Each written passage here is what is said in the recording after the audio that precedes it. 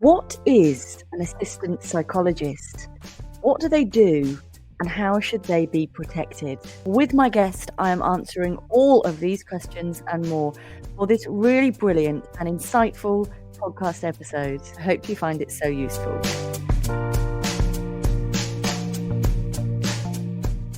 Welcome along to the Aspiring Psychologist podcast. I am Dr. Marianne Trent and I'm a qualified clinical psychologist. Now, as I have spoken about before, my route into professional psychology was via a series of assistant psychologist roles, but that is by no means the only way into professional psychology. However, it is still a really common one. So, as part of this series looking at assistant psychologists, I am bringing you a really brilliant, insightful, thoughtful, compassionate chat with my expert for today, Luke Meakin, who is himself an assistant psychologist. He is also an older applicant, and so there are so many interesting areas for discussion. If you value this episode, please do take a moment to like, subscribe, follow, comment if watching on YouTube or Spotify, or just get in contact with me on socials or in my free Facebook group, the Aspiring Psychologist Community with Dr. Marianne Trent. Hope you find it as interesting, as thought-provoking as I did. I will look forward to catching up with you on the other side. Hi, just want to welcome along our guest for today, Luke Meakin, who's an assistant psychologist. Welcome to the podcast, Luke. Hi, Marianne. Thanks for having me on. Really appreciate it. Oh, well, thank you for being so curious, really. So we got connected on LinkedIn, exchanged some kind of voice notes and messages, and we're just thinking about, what an assistant psychologist is, what are the responsibilities, and we thought it might make a really interesting podcast episode. And certainly in preparation for this episode, which I will hands up say I haven't had time to do full justice to, which is probably part of the problem, isn't it? The stuff we're going to talk about. But I've just found it a really interesting process. So thanks for kickstarting more of my thinking in this area already. Yeah, that's fine. It's good to have someone else to riff off because I myself spend a lot of time wondering what an assistant psychologist does and is, even though I've been in it for 2 years now. Yeah, and having been an assistant, I found it really interesting. So we're kind of referring within today to the guidance put together by the Association for Clinical Psychologists. And in case anyone hasn't heard of them before, they are not our professional body as clinical psychologists. You can join it as a qualified clinical psychologist or as a trainee clinical psychologist. I think it would be really lovely if they thought about opening that up to people in earlier stages of their career, but it isn't currently. So in the UK, our professional body for clinical psychology is the Healthcare Professions Council, HCPC, and that's who we pay our registration to. And again, you can't join as an assistant psychologist. It's only for practitioner psychologists, of which there are currently 9 in the UK. I think I'm right in saying. So, yes, in case you've landed on this podcast and you're like, what is this? What is an assistant psychologist? What's your understanding of what an assistant psychologist is, Luke, if that's not too big a question to dump on you? I suppose it can be quite broad. My big issue is the ambiguity of the role. I think that's why I reached out to you. However, my understanding, I suppose, would begin with the work that the psychologist, the qualified psychologist, can give up and give someone else. And, for want of a better term, potentially the grunt work of the profession. That's how I used to think of it anyway. And that would be, extra research, some psychometric testing, probably say note taking, letters, these sorts of things. At least that's what I used to think. And then when getting into the profession, I have had multiple, maybe conflicting experiences. And then talking to others, some have had much more pressure on them, essentially kind of doing half of the psychologist work. Quite a lot of clinical facing work with clients that maybe have too much risk for them, because I suppose I would expect an assistant to have clinical facing work, but be very very managed and maintained in that work. So I suppose my original understanding was just the extra bits that the psychologist can afford to get rid of. Yeah, exactly. And I guess I've always thought about it as allowing the full and optimal functioning and capabilities of a qualified clinical or forensic or, occupational psychologist, whilst optimizing their function without them having to do some of the stuff that doesn't necessarily need to be done by a qualified psychologist, that could be done under supervision of a practitioner psychologist. And let's not make this purely about clinical, but a Mm-hmm. practitioner HCP psychologist. So, for example, it's important that we make that distinction, because actually I was an assistant clinical psychologist in a forensic service, and Yeah. primarily in my first service I was supervised by a clinical psychologist, but in my Mm-hmm. second assistant post, still with me, I was supervised by a forensic psychologist, and Get you. actually really valued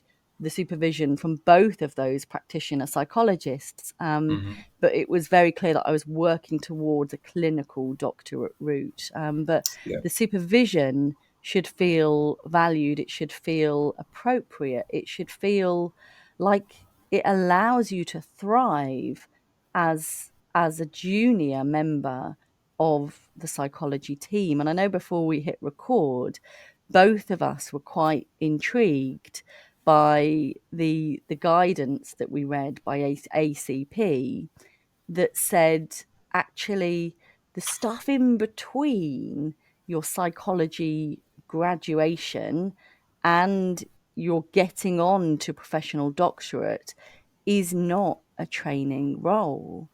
Why did that resonate with you, Luke? I know why it resonated with me, but why did that resonate with you so much? I suppose it was really strange to see it written down because logically it makes sense, I suppose. But we are picking up so much extra experience in these roles that is psychologically informed, whether it is direct or indirect. And by direct, I mean through supervision and so on. Indirect, the things you pick up, maybe your own reflection, reflective practice. But I suppose it was really poignant to me because I'm trying to get on the doctorate myself. There is such a bloodbath when it comes to applications and how difficult that period is, and everyone's sort of competing against each other.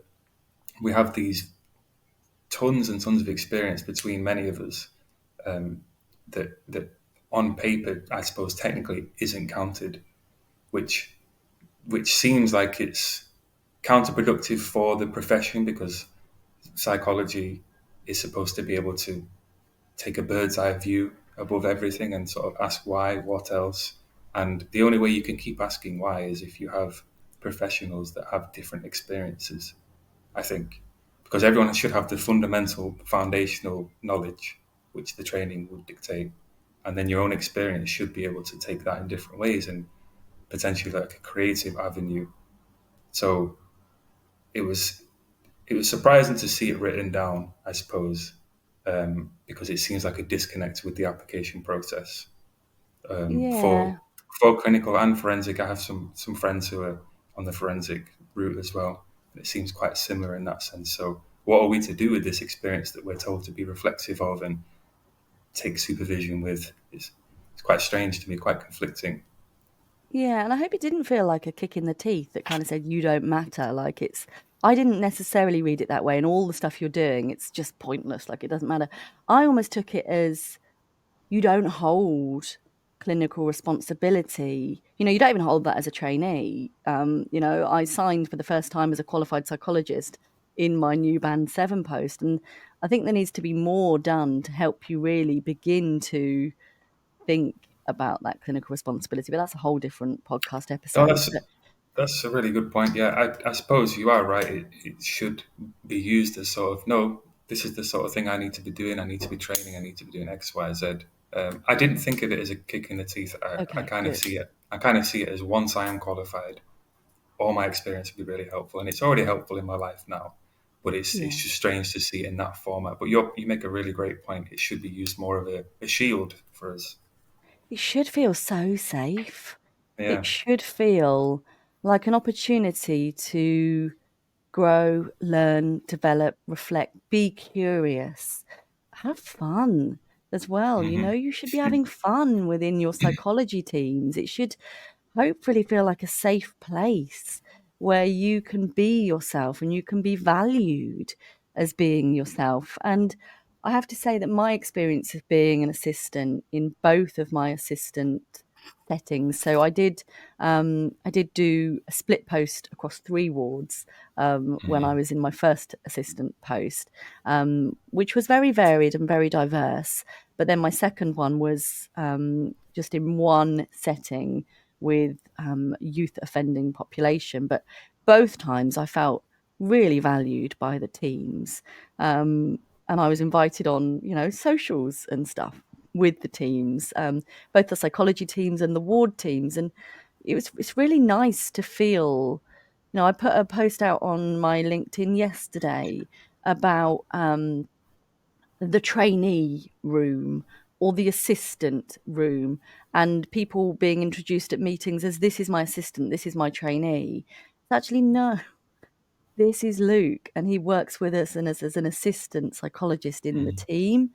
It's so different. And actually, it's sick organizations that think about people, maybe it's burned out clinicians that think about people as replaceable, as interchangeable, when actually I should be, if you're my assistant, you know, even as my podcast guest, I'm curious. I'm thinking, how can we help Luke to shape, to be developed, to learn, to grow, to think about this as an opportunity for dissemination for his future career, you know, for hopefully something that is useful for him as well as useful for the listeners and useful for me as a podcast host, you know. And I think you'd be, you know, even that we're having these curious existential professional qualifications, you know, it's all a bit Dawson's Creek, isn't it? That's probably a very Yeah. 90s reference, but I think you've obviously a great assistant psychologist. You've got great capabilities for doing this highly nuanced work that we do. Thank you for that. The Dawson's Creek reference didn't go over my head. I'm a little bit older than your average AP. So, no, thank you for that. And I think what you were just saying reminded me of why I sort of, or the question that I reached out to you with, which wasn't necessarily a question, but wondering about the ambiguity of the role that I personally struggle with at times. So I've come from, throughout my 20s, I worked in various different industries. Um, I had the undergraduate and then and a master's, and I veered off and did a few other things. And I suppose that there was a lot of structure in those roles, very different industries. Some were construction, marketing, and so on. But there was a lot of structure that allowed for creativity because most of the end game was numbers. You know, you had to produce numbers, you had to produce sales, and it was easy in that sense. Whereas I suppose coming into psychology, I mean, my second assistant post now, and I did some work as a healthcare assistant prior to that. I found that the written structure is there. So on your job application, your job spec, and so forth, there is there is less creativity, probably because you are working with individuals of risk for sure. But there seems to be a barrier with assistance with where we can be creative in our work sometimes, because I think some people expect us to be able to be like a mini psychologist and be doing much more client work. And then that, I'd probably say, in the experience of my own experience of other people who I've worked with, they may be the ones who are not the psychologists themselves. I think the psychologists tend to be quite aware of what we should and shouldn't be doing because, like yourself, they've all been through it, which is really good. There just might not be enough of them around for because of pressures, as you've alluded to. That might be another podcast episode. But I suppose to bring it back, the ambiguity I struggle with is there can be such variance across posts. One post can be very research admin based, one can be very clinical facing and no research admin based. And from the document that we both just read prior to this, it seems the former, the research and admin based stuff, is what an assistant should technically be doing or what it was set up for originally. And that really struck me because to me, that experience is like the anomaly. When I went into it, my perception was that the research and admin was kind of the anomaly side of things. It was extra skills an assistant can pick up for later on, and it should be more clinical facing, whereas in actual fact, it shouldn't be. Yeah, I thought it was really interesting. The document kind of spoke about the historical beginnings of the assistant psychologist role, which was originally called something else, which escapes me. I think it was a psychology technician, I think. Yeah, that rings a bell. But it was originally put together as a role for kind of inpatient services so that it could support the optimal functioning, so that things that didn't need to necessarily be done by the qualified could be done by a graduate psychology person. So someone with a psychology undergraduate degree that knew about the principles of clinical significance, and if they were doing assessments or neuropsych that was appropriate to the role, that they knew about, important effects to do and not do, and kind of mindful considerations, and could act under supervision without too much kind of ad lib or changing what was going on. But that was why they were created. And I guess even in my role now, the stuff that I have to do with the background stuff for the psychology podcast, it's really admin heavy. It's really boring at times, I have to say. This is a labour of love, people, so please do be kind. Takes me hours and hours and hours of my week, which is unpaid time. But sometimes I get people, contacting me saying, could I do some assistant psychologist or honorary psychology work? And because I'm online only with my clinical practice these days, there's not really anything they can do that's clinical. So it doesn't feel like a fair use of their time to just come and do my boring admin. And I also believe in people being paid for their time as well. So I don't believe in honorary assistant posts. And there's a whole podcast episode, hopefully my lovely podcast editor will put on screen now, about kind of the ethical and practical considerations involved and inherent in honorary assistant psychologist roles.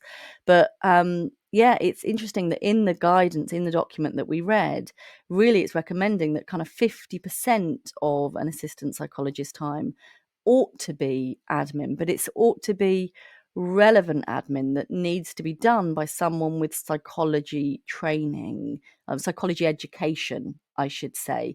It shouldn't just be photocopying.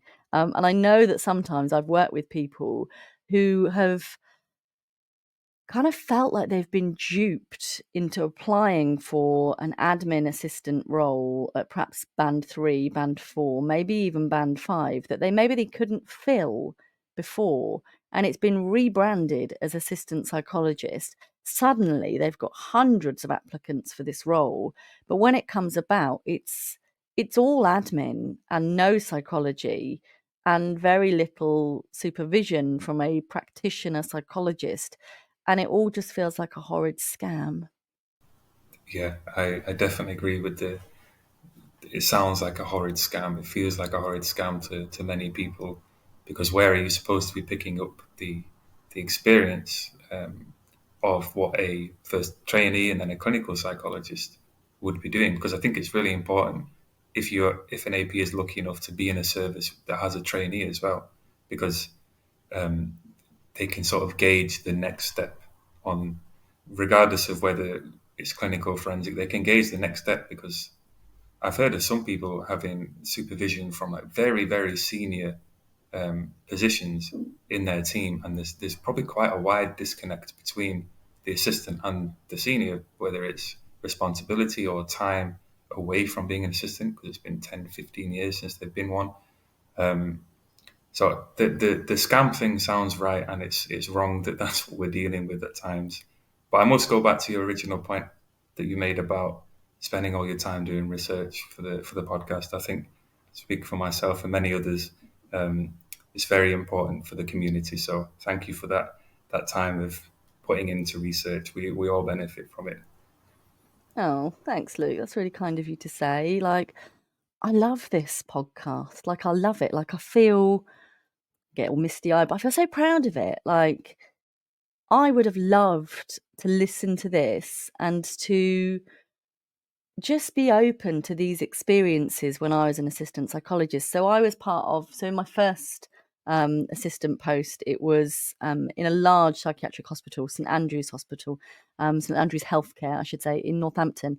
And there was absolutely loads of assistants. And so we'd have assistant meetings and do presentations. But for me, I found there's a real value of listening to people at the similar stage of your career. But like you said, being able to think, well, actually, that was an interview with a trainee. And I used to love going to ward meetings, for example, when a trainee was presenting or present, and hearing them formulate or hearing the way that they spoke about clients and clinical work, so that I could see, where I perhaps needed to be aiming for and where the gaps in my experience were.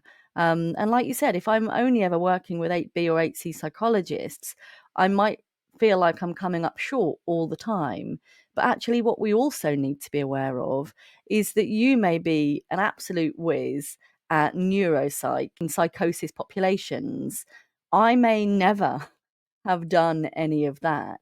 And yet we might still be similarly ready and brilliant for clinical training. And I think that's something that was spoken about in an episode I did with Alistair Teager and one of his wonderful assistant psychologists a little while back, and that was called How to Get an Assistant Psychologist Post. But Alistair was like, I don't want to know all the stuff you've done. I want to look at what your abilities are. Like I said, like your ability to be able to be curious, to learn, to be reflective, to be a really wonderful assistant psychologist without necessarily, you don't need to have this identikit experience, because actually when you do join any professional doctorate, whether that is forensic, whether that is clinical, whether that's counselling, I would like to look at that cohort and feel that probably across all of the cohort, there's all of the key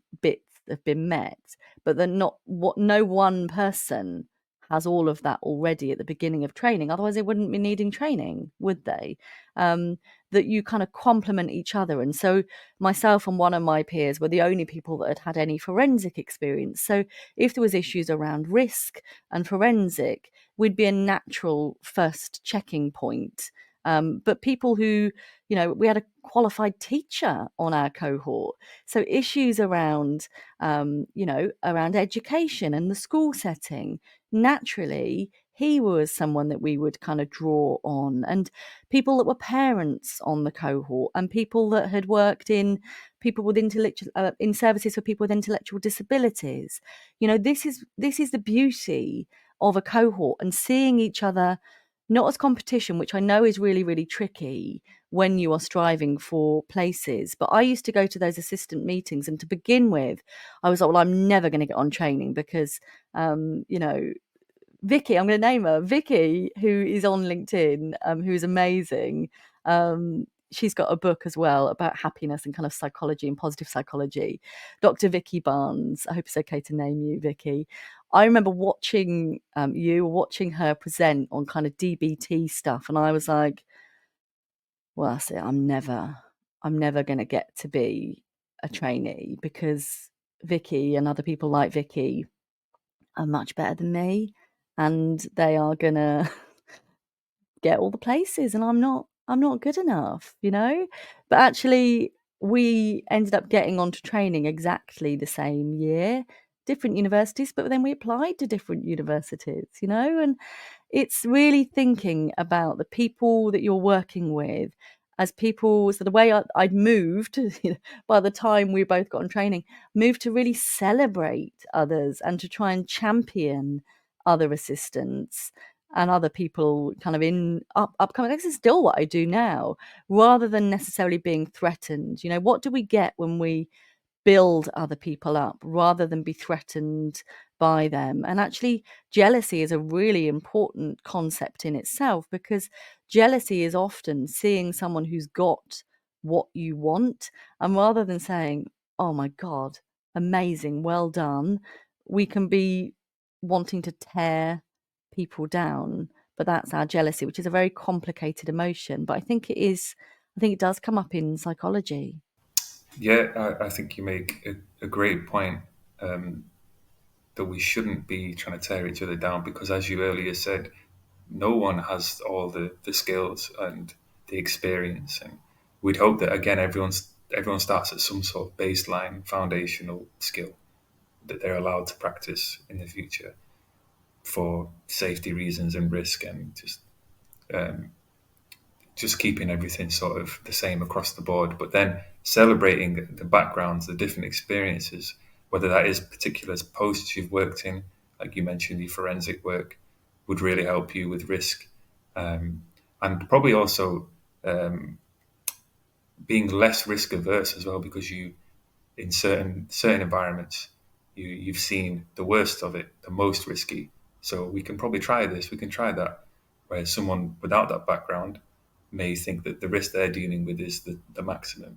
Um, and your story about Vicky kind of resonated with me, but from a different point of view. So when I was lucky enough to have trainees in our service as well, that was kind of the moment for me where I said, "Oh, I can probably do this," because I didn't see them too far away from me. Because we'd had talks, we'd had discussions, and I was quite surprised that I was almost on a level with them, about what we were discussing about, and they didn't feel like they were too far away from me in development perspective. Um, which prior to meeting them, I kind of thought, this mysterious doctorate route, they must be they must be really hot shots in their own profession, and they had their own limitations, and they were able to call them out, and we were able to adapt and work together. And I think since then, and possibly because I'm a bit like I'm in my early 30s now, which is not typical for your APs. I've kind of had to continue to remind myself, what what else do you bring? Like I have academics behind me, and I have the experience that I need. But what else do I bring to the table? Because instead of looking at it like a competition, it's like, what else can I naturally bring out of others? Because I have my own skills in a team, social and um, technical. But then, as you rightly said, other people have those skills, and how do you mesh them together and create the service that you need? Because I've also been supervised by very senior people, and I've learned so much from them in how to sort of manage, how they manage services, how they run services. Not that I'll need that skill now, but just how to deal with people, conflicting points of view in the MDT, and how to sit back and sort of let people speak, which clinicians definitely need. We definitely need to be able to listen. How to deal with conflicting sort of opinions and make people feel empowered. So that's not necessarily a a skill that I'm going to need in my client facing stuff as much in the immediate future, long term maybe after training and such. But it's really valuable to have the contrasting sort of experiences from very senior and people just ahead of me. So it was definitely good to be able to work with the different professions and see what we can all bring, different levels of the profession, as opposed to seeing it as a competition. Absolutely. And you make so many wonderful points. Like, yeah, we should be in roles where we're being allowed to grow and develop, and where we are, I guess, having those regular check-in points, more regularly than our appraisals. People should be having appraisals every year where we're actually looking at KSFs. So if I'm currently a band 4, what do I need to be doing to be moving towards the responsibilities of a band 5 member of staff? So you're actually looking ahead at what the KSFs are for band 5, and your employer, I get quite often, people are like, oh, are they going to be annoyed when I hand my notice in? Are they going to be disappointed that I've only been in this role for 6 months and now I'm on clinical training? And I was like, they should be delighted. They should be thrilled that you are developing, that what you are doing in your service has helped you to advance. I know it is a bit of a headache re-recruiting because it's an expensive, laborious process, but they picked you because you are so amazing, and you've demonstrated how amazing you are.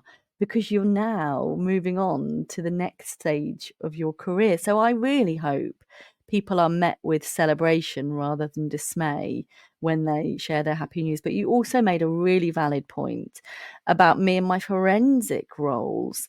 I actually did need to spend time during my clinical training unlearning some of that risk for normal populations. So we always need to be thinking with a risk element to some extent.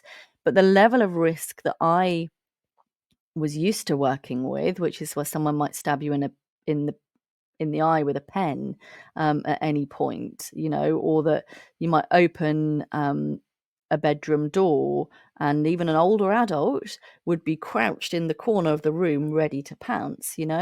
So that is not hugely typical in, for example, a general mental health setting, but it's not impossible. So, I'm always careful. I was always careful with my positioning of my chairs in the clinical rooms and stuff, because that just makes sense. But there are certain levels of sitting with risk that you need to begin to be able to do in non-forensic services. So that's a really, really good point. It might have been that the trainee, I felt like I was I was able to go into training, or I felt like I was more ready since meeting them because they were so close, as opposed to initially thinking they are these hot shots that are way ahead of me. I thought, no, there's a few things which kind of alludes to your point, like what should we be working towards? Yeah, Definitely, if you can and see it, you can be it, can't you? Whereas if yeah, you're only ever seeing, the eight B, C's, D's, you might be like, well, I don't know where the next stage is, and yeah, really, really lovely stuff. And let's have a think then about what assistants should be doing according to the ACP guidance. So, examples of responsibilities that may be delegated, and I think that's an important word in itself, can include, dependent on experience and training, manualized group interventions, manualized one-to-one interventions, psychometric assessments, completing and inputting data under supervision. That doesn't mean like someone sitting over your shoulder, just means that it should be reviewed under supervision. Semi-structured history-taking assessments, lit reviews and research, including audit and service evaluation, making and modifying resources approved by supervisor, teamwork, reflective practice, engaging in, not facilitating, team meetings, networking, peer supervision and training, letters and reports checked and signed under supervision of their clinical supervisor, completing clinical observations and case formulation. APs should not be expected to carry out the duties of a healthcare assistant, supporting personal care or excessive non-clinical admin tasks. I just thought that was really, really interesting. yeah, definitely. I would probably hazard to say that it's not the norm what we've just read across AP roles. Though many of those things might be included, I don't think that list is the norm, unfortunately. Does it, I know we kind of spoke before we started recording, but maybe actually that almost feels like old school and that it's not exciting enough to gain you a place, for example, on clinical training. But actually, this is what the professional clinical psychologists believe makes for a robust, valid, safe experience. I almost said training experience, but it's not a training experience. It's a developmental experience that supports your own development, but also is of benefit to the clients in the service. But like I said, helps. I mean, what I read just then is exactly what I understood the role of assistant to be, to allow the optimal functioning of a qualified psychologist by metering out tasks that don't necessarily need to be done by a qualified psychologist. But does it maybe not feel fruity enough? It doesn't feel exciting enough to not be burned out and doing all of the jobs of a qualified psychologist these days. It definitely, to me, doesn't sound normal. And through speaking with others, I've heard of people doing roles that are pretty much that, and that, as you say, technically is what assistant psychologists should be doing. But when discussing this with other APs or trainees who were APs, as you say, that sounds boring or more boring, and they should be doing much more clinical stuff. They should be doing essentially like a filtered down version of what trainees do, and that in a sense discredits what trainees do because there is quite a big difference, and they are towards the end of their time obviously expected to be picking up more and more clinical work, more and more important, potentially risky contact with people. And I don't know where it's come from. You being around the profession for a bit longer than me, like maybe you understand where this has stemmed from with regards to why an assistant should be expected, either of themselves or people in the department, to be picking up these more, as you say, juicy, fruity sort of parts of what a psychologist will eventually be doing, because all these things are really, really important to be good at. Psychometrics testing is really good. Research, literature reviews, the clinical admin is, as you said, still a really important part of your job, unfortunately. But it will always be a part of the job. So I don't know where this has come from, um, and it's really refreshing to see it written down in this guideline that it is okay to be doing that. You don't have to think that you're missing out, that you're Yeah. doing something more boring, because it's really important skills you're learning. Exactly, and actually the trainee role, so making that distinction that post-graduation, you are not in a trainee role.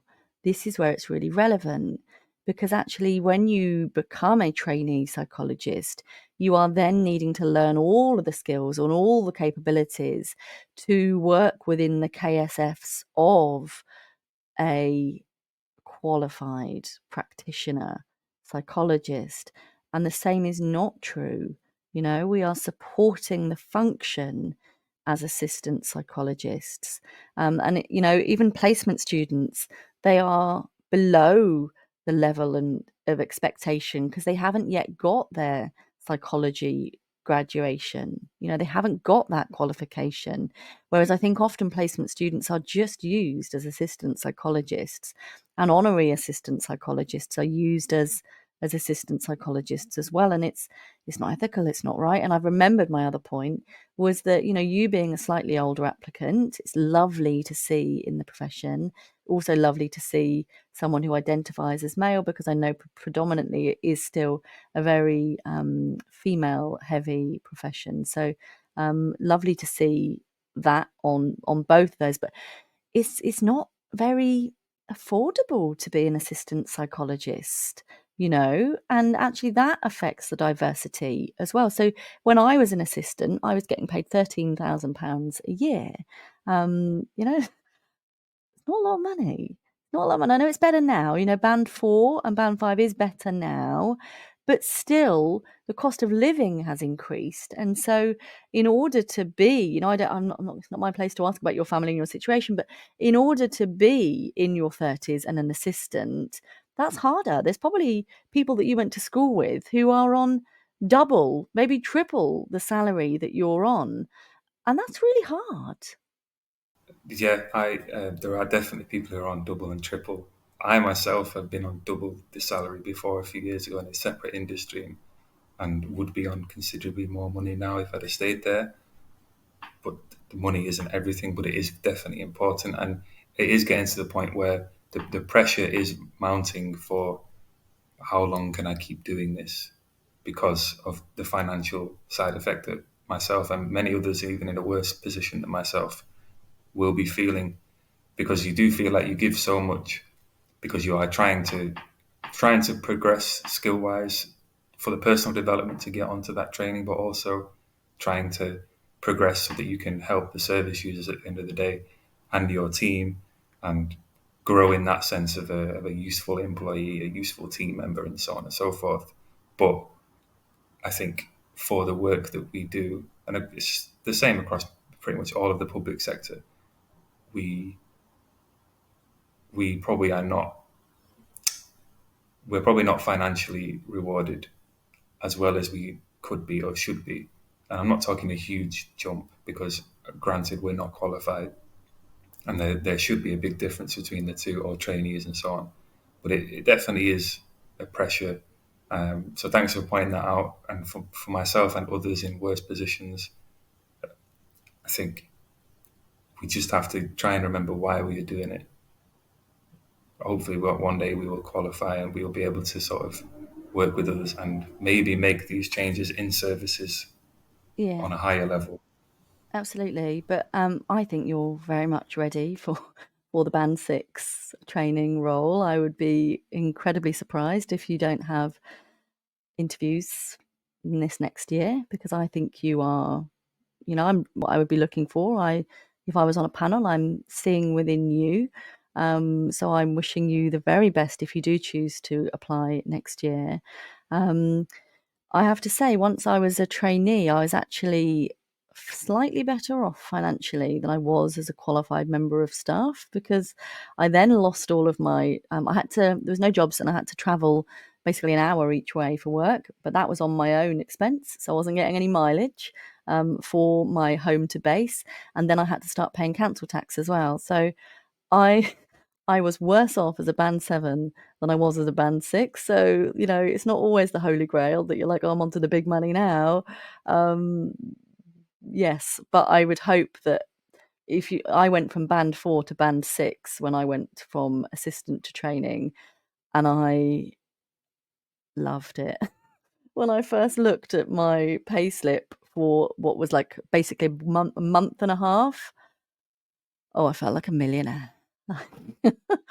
It was incredible, the difference of jumping 2 bands and getting paid basically for a month and a half. So I hope that you enjoy the enhanced salary when it comes. But, you know, people are often starting when they've already got mortgages, they've already got children, they've already got overheads, they've already got car payments. It's not easy, and these are highly skilled, qualified, well, they're not professionally qualified, but they've often got undergraduate, well, they have to have an undergraduate degree. They've often got masters. Some of them have even already got doctorates or PhDs. Like, it's wild, the amount of skills and expertise. Now, I'm really sorry because I'm very much enjoying chatting with you, but I am, as I say in the podcast, I am still a practicing clinician, and I have got a client in 15 minutes, and we need to give some good time for this episode to upload. So I am going to have to cut us a little bit shorter, but I have loved speaking with you.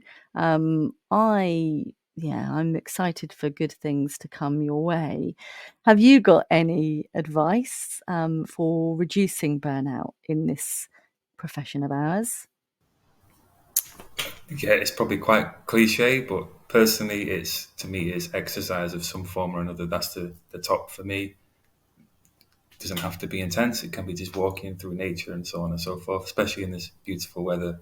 Um, that would be the start. But then I would say to people, find your hobbies and lean into those hobbies, whether it's reading, writing, sports, walking the dog, whatever you want, you can tailor that, because I think as the stress really goes up, commitments go up, those parts of you are kind of what help keep your identity in the middle, which is really to keep yourself grounded and not lose yourself to work. So that's what I like. I try and do lots of things which can be counterproductive sometimes, but I do try and keep myself very busy.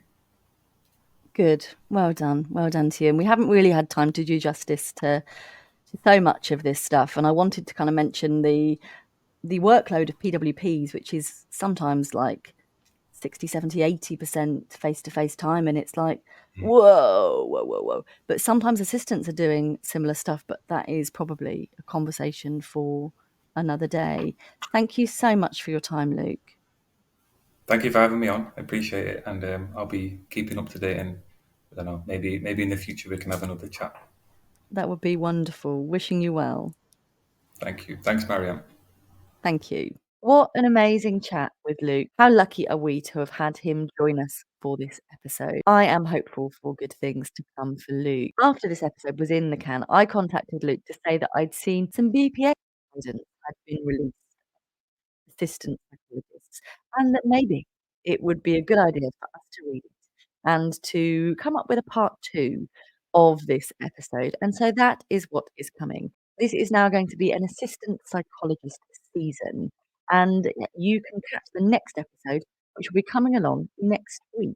There is no need to listen or watch in order, though, so whichever order you've stumbled across these, please do dive in. If you have loved these chats, I think you probably would love the chats that I have with people and the support that is offered and the great sense of community in the Aspiring Psychologist membership, which you can join for just £30 a month with no minimum term. It gets really wonderful reviews, and we are getting astounding results. I think you'll also really like the Aspiring Psychologist Collective book and the Clinical Psychologist Collective book too. Do come and connect with me on socials, where I'm Dr. Marianne Trent, and come and join the free Facebook group, which is the unique and very special only home for Marianne's motivation and mindset sessions, which happen once a week in that group, absolutely for free. And that is over on Facebook. If you do value this podcast, a way that you can help me and any podcaster that you appreciate for free is simply by subscribing, by liking, by interacting with their content. It absolutely means the world. Thank you for being part of my world, and I will look forward to bringing you the next episode of the podcast, which will be released on YouTube, Dr. Marianne Trent, from 10 a.m. on Saturday, and wherever you get your podcast from 6 a.m. on Monday. Stay kind.